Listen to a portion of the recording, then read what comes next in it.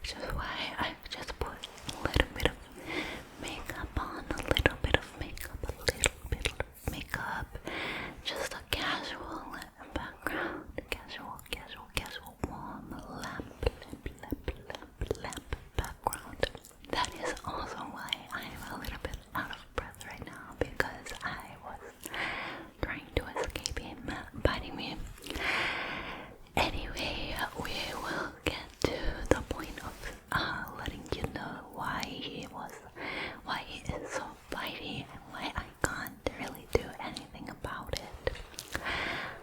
But let me tell you, Bobby's teeth are so sharp and they hurt so much. Anyway, filming like this reminds me of the olden days when I filmed in my bedroom just with a ring light and a black background. I think it's actually kind of nice and quite easy to set up for me, so I do think the warm light in the back is making my face kind of yellow, but we'll see if we can fix that in post-production. So I'm thinking I might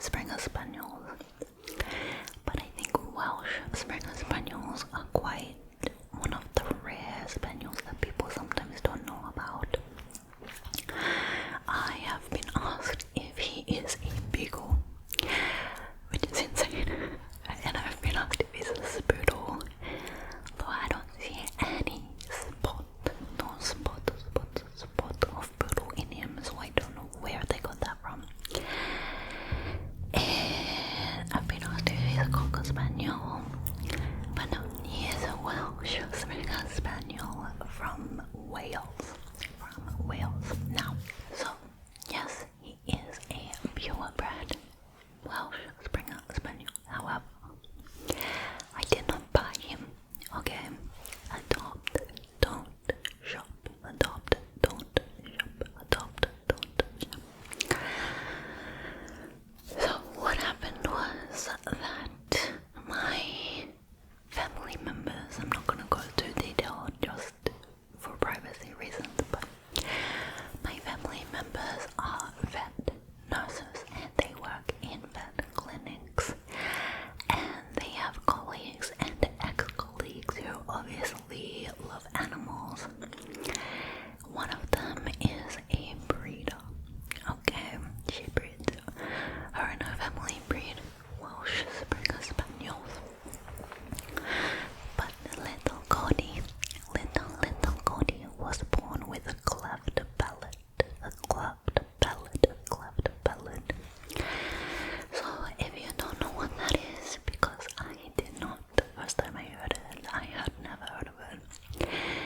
You may have heard of a cleft lip. A cleft lip is like when the lip is a little bit deformed and it has not kind of grown together the whole way. So a cleft palate is a little kind of hole that goes down the middle of the roof of the mouth, or the palate as you may call it.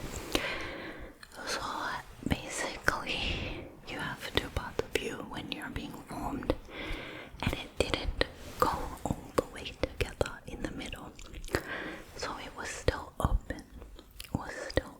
In the middle a little bit.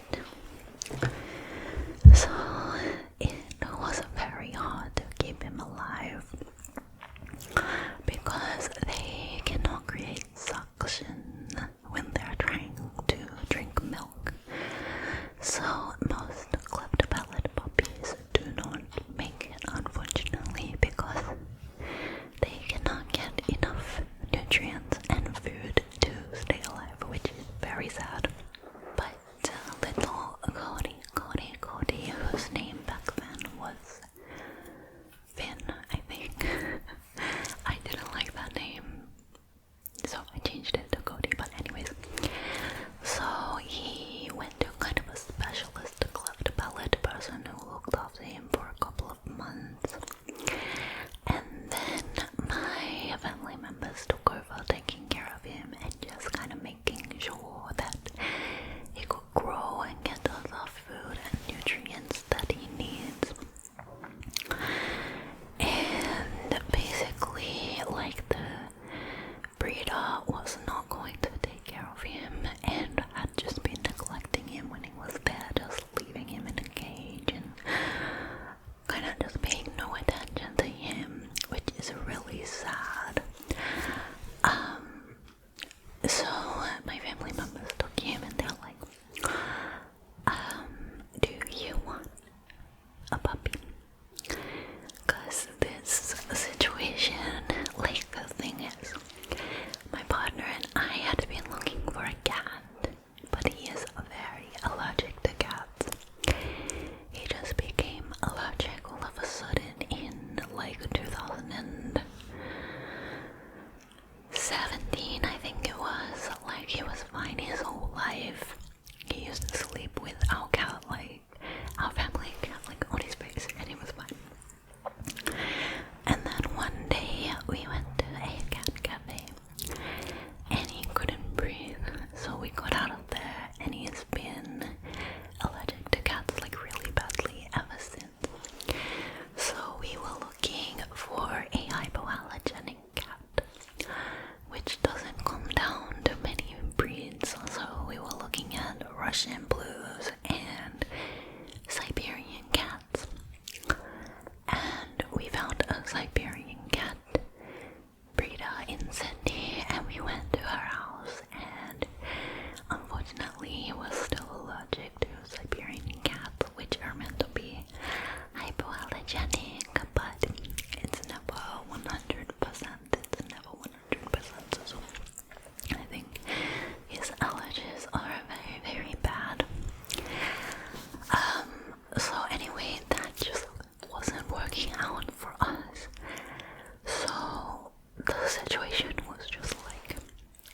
like it was meant to happen. So we trialed having Cody in our apartment for a weekend, and we saw his temperament, and he was so calm and sleeping all the time and just so smart.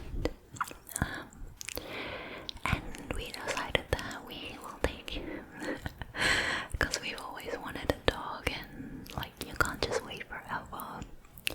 Although there were a lot of discussions before the decision was made about finances and like making sure we can actually take care of him, because he needed surgery on his cleft palate to close it up,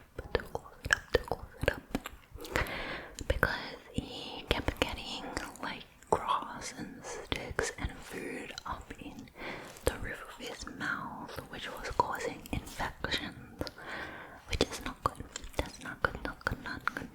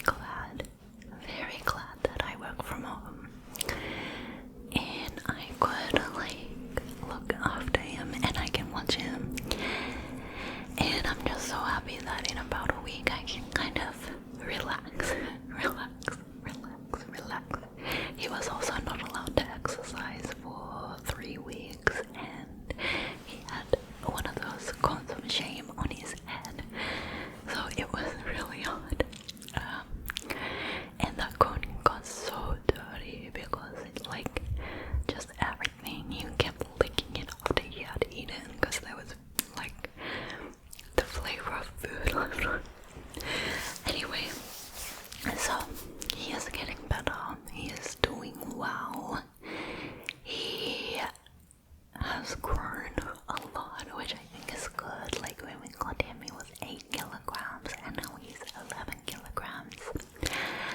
So he's growing like a puppy. Sure, his growth was a little bit stunted in the beginning when my family members first took him in. He was about 800 grams, like this little, and he should have been about like 1.5 kilos. So he did miss out on a little bit of nutrients in the beginning, but we are going to work on to make sure that he has a good life, good nutrition,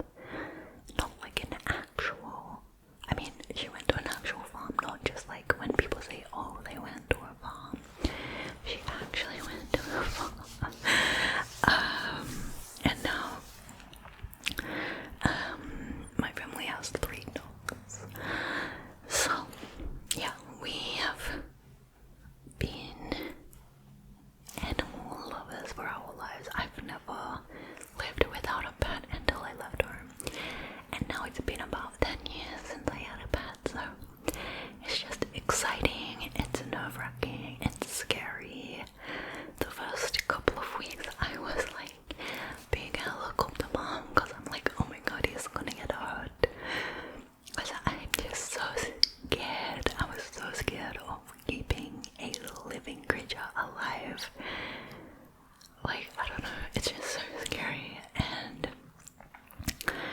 it must be so scary when you have a baby and you have to try and keep them alive. I don't know. Is my mouth looking crooked or is it just me? It might be the lipstick, the way I put the lipstick on. The way I put the lipstick on. Anyway, I had Bell's palsy a couple of years ago, so I'm always looking for if one side of my face is numb again. But I think it's just the lipstick. Anyway. So, off the puppy topic, today I watched The Last House,